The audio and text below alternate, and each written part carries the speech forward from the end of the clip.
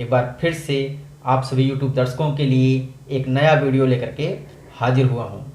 दोस्तों, अगर आप किसी भी कॉम्पिटिटिव एग्जाम की तैयारी कर रहे हैं और उसमें हिंदी और रीजनिंग से संबंधित प्रश्न पूछे जाते हैं तो आप तुरंत हमारे चैनल को सब्सक्राइब कर लीजिएगा, क्योंकि हम आपके लिए हिंदी और रीजनिंग विषय से संबंधित वीडियोज लगातार लेकर के आते रहते हैं। तो स्पेशली इस समय जो बच्चे यूपी बीएड की तैयारी कर रहे हैं, उन बच्चों के लिए उनकी विशेष मांग पर हम अल्टरनेट डेज पर, मतलब एक दिन आपको हम रीजनिंग की क्लास दे रहे हैं और एक दिन आज से हम हिंदी की क्लास दे रहे हैं। तो एक दिन आपको हिंदी का वीडियो मिलेगा, एक दिन आपको रीजनिंग का वीडियो मिलेगा। तो आइए हम वीडियो की शुरुआत करते हैं। और आज का हमारा जो वीडियो है, यह वीडियो हिंदी विषय के अंतर्गत वाक्य शुद्धि। तो वाक्य शुद्धि एक ऐसा टॉपिक है जिससे किसी भी परीक्षा में आपसे बहुत ही इम्पोर्टेंट प्रश्न पूछे जाते हैं, बहुत ही महत्वपूर्ण प्रश्न पूछे जाते हैं। और यह जो वाक्य शुद्धि से संबंधित प्रश्न होते हैं, इन प्रश्नों को किस प्रकार से हम सॉल्व कर सकते हैं, किस प्रकार से इन्हें सॉल्व करना चाहिए, तो हमारा जो अनुभव रहा है उन अनुभवों के आधार पर यहाँ पर मैं कुछ प्रश्न लेकर के आपके सामने आया हुआ हूँ। यह जो प्रश्न दिए गए हैं, ये प्रश्न विगत परीक्षाओं में पूछे जा चुके हैं और मैं पूरे विश्वास के साथ यह बताना चाहता हूँ, यह कहना चाहता हूँ कि यह जो प्रश्न दिए गए हैं, यह प्रश्न आगामी परीक्षाओं के लिए भी बेहद महत्वपूर्ण होने वाले हैं। क्योंकि ज़्यादातर केस में क्या होता है कि आपको यह जो प्रश्न दिए गए हैं, यह जो विगत परीक्षाओं में पूछे गए प्रश्न हैं, उन प्रश्नों की पुनरावृत्ति हो जाती है।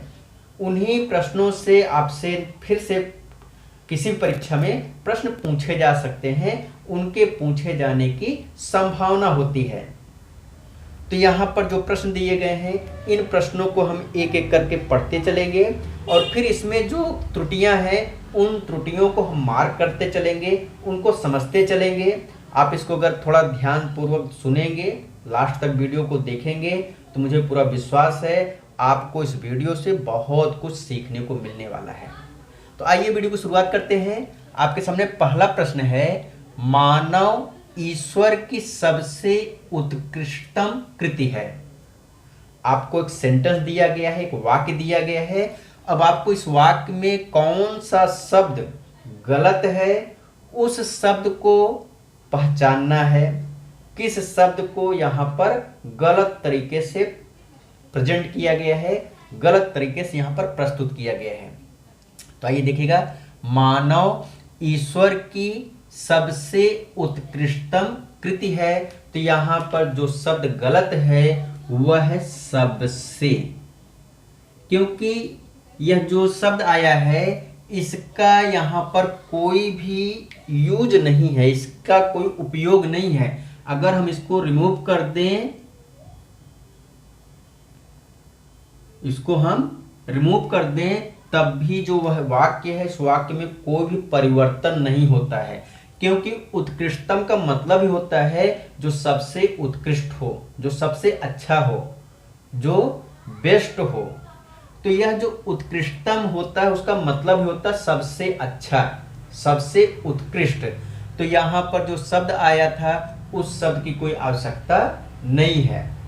तो ये पहला मान लीजिए प्रश्न था। दूसरा प्रश्न देखते हैं, सीता नित्य गीता को पढ़ती है। सीता नित्य गीता को पढ़ती है। तो यह जो वाक्य है, इस वाक्य में कहाँ पर त्रुटि है, या यह वाक्य शुद्ध है, इसमें कोई त्रुटि नहीं है, आपको यह बताना है। तो इस वाक्य को ध्यान से देखेंगे, पढ़ेंगे, समझने का प्रयास करेंगे। तो यह जो वाक्य है, सीता नित्य गीता को पढ़ती है, यहाँ पर यह जो को आया है इसकी कोई आवश्यकता नहीं है। इसको हम क्या कर सकते हैं, इसको हम रिमूव कर सकते हैं। अब रिमूव करने पर क्या होगा, सीता नित्य गीता पढ़ती है। तो यह जो गीता है यह कर्म है। गीता क्या है, कर्म है और यह अपने आप में को समेटे हुए है। तो इसके लिए हमें अलग से को लिखने की आवश्यकता नहीं होती है। तो सीता नित्य गीता पढ़ती है, अगर हम इसको समझाना चाहेंगे, बताना चाहेंगे, तो हम कहेंगे सीता नित्य गीता को पढ़ती है। तो अर्थात कहने का सेंस यह है कि यहाँ पर यह जो गीता कर्म है इसमें को लगा हुआ है, अलग से को लगाने की आवश्यकता नहीं थी। तो आपका सही सेंटेंस क्या होगा, सही वाक्य क्या होगा, सीता नित्य गीता पढ़ती है।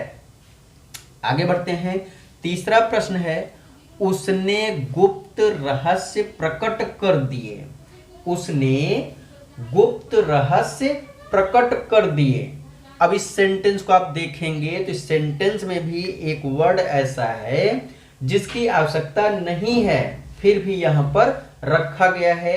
हो सकता है हमें पढ़ने पर या सुनने पर सही लगे, लेकिन व्याकरणिक दृष्टि से, ग्रामर की दृष्टि से यह रॉन्ग है, गलत है। अब गलत क्या है, वह है गुप्त। तो यहाँ पर गुप्त शब्द की कोई आवश्यकता नहीं है। हम गुप्त को क्या कर दें, इसको रिमूव कर दें, तब भी हमारे सेंटेंस पर कोई प्रभाव नहीं पड़ता है, क्योंकि रहस्य का मतलब ही होता है जो गुप्त बात हो, जो बात सबसे छिपी हो, उसी को हम रहस्य कहते हैं। तो यहां पर गुप्त रहस्य अर्थात गुप्त लगाने की आवश्यकता नहीं है। अब देखिए, उसने रहस्य प्रकट कर दिए, तो इसका मतलब वह जो छुपी हुई सूचना थी उस सूचना को उसने प्रकट कर दिया। तो यहां पर गुप्त शब्द लगाने की कोई आवश्यकता नहीं थी। आई होप कि मेरी बात आप समझ पा रहे होंगे। आगे बढ़ते हैं। माली जल से पौधों को सींच रहा था। एक बहुत अच्छा प्रश्न है, कई बार परीक्षाओं में पूछा जा चुका है, यह मेरा खुद का अनुभव है। और यह देखिए बताया गया कि माली जल से पौधों को सींच रहा था। आप इसको समझेंगे, सुनेंगे तो सुनने में, समझने में इसमें कोई त्रुटि समझ में नहीं आती है, कोई त्रुटि नहीं दिखती है। लेकिन जब आप ग्रामेटिकल दृष्टि से देखेंगे तो इसमें भी त्रुटि है। और त्रुटि क्या है, वह है जल से। किससे, जल से। इसकी यहां पर कोई आवश्यकता नहीं है। माली पौधों को सींच रहा था, माली पौधों को सींच रहा था। अब यहां पर जल शब्द लगाने की कोई आवश्यकता नहीं है। क्यों नहीं है भाई, माली किससे सींच रहा होगा, तो ध्यान दीजिएगा, माली पौधों को सींच रहा था। सींचना जो शब्द है उसका मतलब ही होता है जल देना, जल प्रदान करना, जल से सिंचाई करना। सींच का अर्थ ही है जल देना।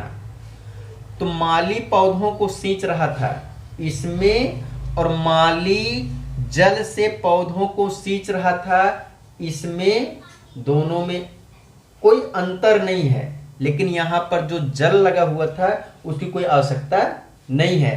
तो यह वाक्य आपका शुद्ध हो गया। अब माली पौधों को सींच रहा था।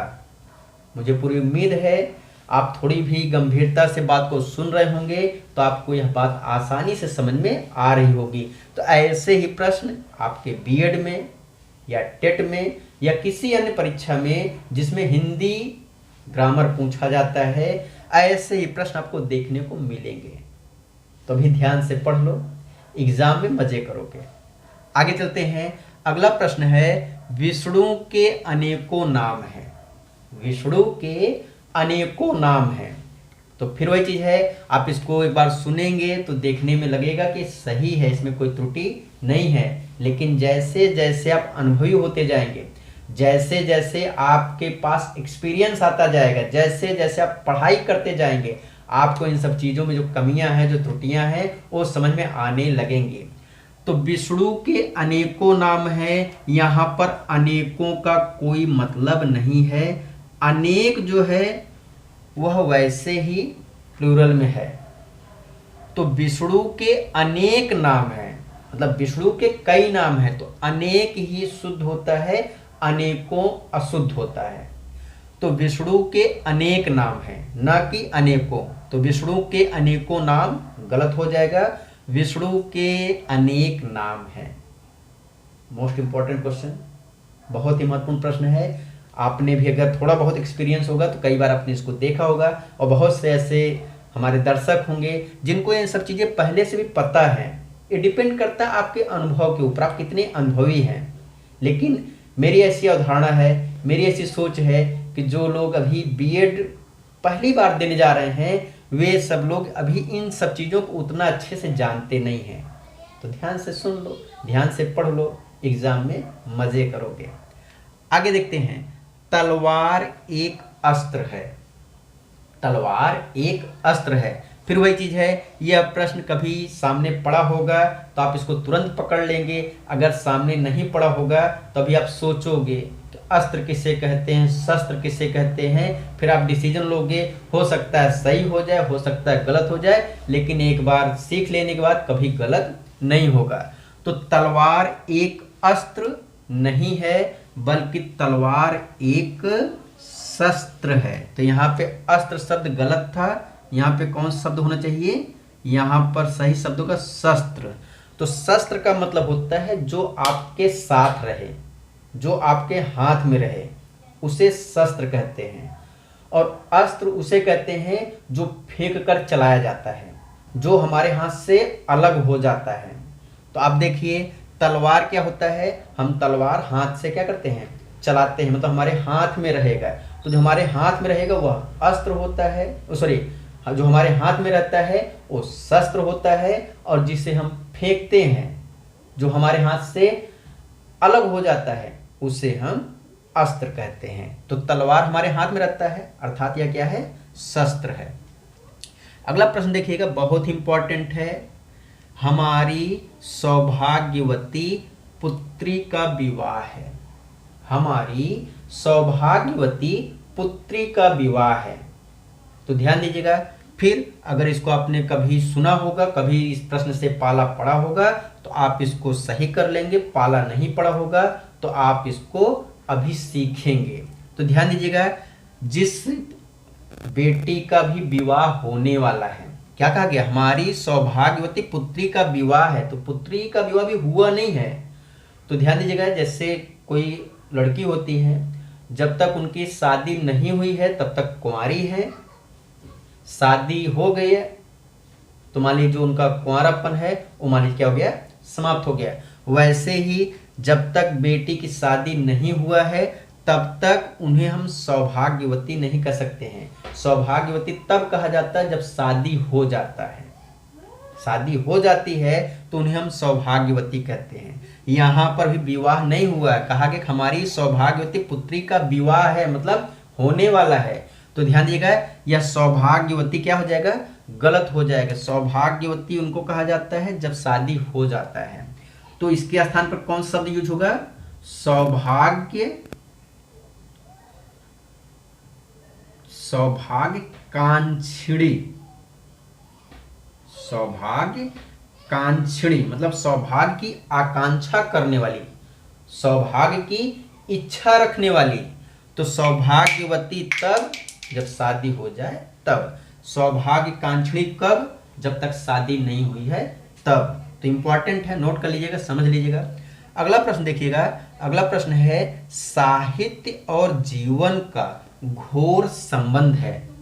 साहित्य और जीवन का घोर संबंध है। तो फिर देखिएगा, बहुत इंपॉर्टेंट प्रश्न है, कई बार परीक्षाओं में पूछा जा चुका है, आपका भी पाला पड़ा होगा तो जानते होंगे, नहीं पड़ा होगा तो अभी सीख लो, एग्जाम में गलत मत करना, एग्जाम में मजे करना।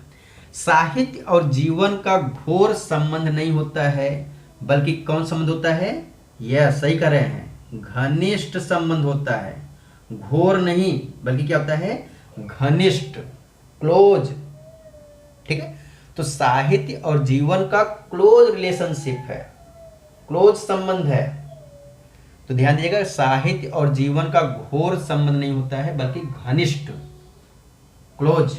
ठीक है, सेकंड लास्ट क्वेश्चन देखिएगा, इस समय आपकी आयु क्या है। इस समय आपकी आयु क्या है। तो ये भी प्रश्न बहुत ही अच्छा प्रश्न है और इसको आप पढ़ेंगे तो इसको पढ़ने पर जनरली गलत नहीं लगेगा, ये लगेगा कि सही वाक्य है, सही दिया गया है। लेकिन आप नोट कर लीजिएगा, इस प्रकार के प्रश्न आएंगे तो आपको क्या सुधारना है, क्या सही करना है। तो इस समय आपकी आय, तो ध्यान दीजिएगा, आय जो शब्द है अपने आप में गलत नहीं है, सही है। लेकिन जब इसका हम यहाँ पे सेंटेंस में यूज कर रहे हैं तो यहाँ पर या तो आप उम्र क्या यूज कर सकते हैं, इस समय आपका उम्र क्या है, या फिर इस समय आपकी आयु के स्थान पर हम अवस्था क्या यूज कर सकते हैं, अवस्था। तो इस समय आपकी अवस्था क्या है, तो ध्यान देना, आयु हम नहीं यूज करेंगे, हम या तो उम्र यूज करेंगे या फिर अवस्था यूज करेंगे। मान लीजिए यहाँ पर आपकी, आपका डिपेंड करेगा किस प्रकार के सेंटेंस दिए गए हैं। तो ध्यान दीजिएगा, इस समय आपकी अवस्था क्या है, तो नोट कर ले रहा है, ये आयु जो शब्द है यह शब्द गलत है, यहाँ पर इस शब्द का यूज नहीं होगा, या तो उम्र या तो अवस्था। अंतिम प्रश्न देखिएगा, खाना बहुत सुंदर बना है, खाना बहुत सुंदर बना है। तो हम लोग शादी विवाह में या कहीं पर मान लीजिए पार्टी में जाते हैं तो हम लोग कहते हैं खाना बहुत अच्छा बना था, खाना बहुत सुंदर बना है। तो जनरली बोलने के लिए हम बोल देते हैं, लेकिन उसको जब आप ग्रामेटिकल मतलब कि बारात में जा रहे हो, आप बोल रहे हो खाना बहुत सुंदर बना है, नो प्रॉब्लम, सही बोल रहे हो। लेकिन जिस समय आप कोचिंग में हो, जिस समय आप एग्जाम में हो, जिस समय आप पढ़ाई में बैठे हुए हैं, उस समय आप कहेंगे खाना बहुत सुंदर बना है, तो आप गलत बोल रहे हैं। मतलब एग्जाम के समय, कोचिंग के समय, या मान लीजिए जिस समय हम पढ़ाई कर रहे हैं उस समय हमें ग्रामेटिकल दृष्टि से इसे देखना है, तो यह गलत हो जाता है। खाना बहुत सुंदर नहीं है, खाना सुंदर नहीं होता है, खाना स्वादिष्ट होता है। क्या होता है, खाना स्वादिष्ट होता है, या खाना लजीज होता है, खाना सुंदर नहीं होता है। ठीक है, तो यहां पर देखिए मैंने आपके सामने वाक्य शुद्धि से संबंधित एक महत्वपूर्ण वीडियो आपको देने का प्रयास किया है। यह वीडियो आपको कैसा लगा, कमेंट्स बॉक्स में कमेंट करके जरूर बताइएगा। हमारा यह जो प्रयास है, हम यह जो आपके लिए कुछ करने का प्रयास कर रहे हैं, आप थोड़ा सा उसका रिस्पॉन्स करते हैं तो खुशी होती है, हमें भी गाइडेंस मिलता है कि हम किस दिशा में जा रहे हैं, हम सही काम कर रहे हैं कि गलत काम कर रहे हैं। अगर गलत काम कर रहे होंगे तो सुधारने का मौका मिलेगा, सुधारा जाएगा। अगर सही कर रहे हैं तो और हमको एनर्जी मिलती है, हम इसको और ज़्यादा अच्छे से, और ज़्यादा तन्मयता से करने का प्रयास करते हैं।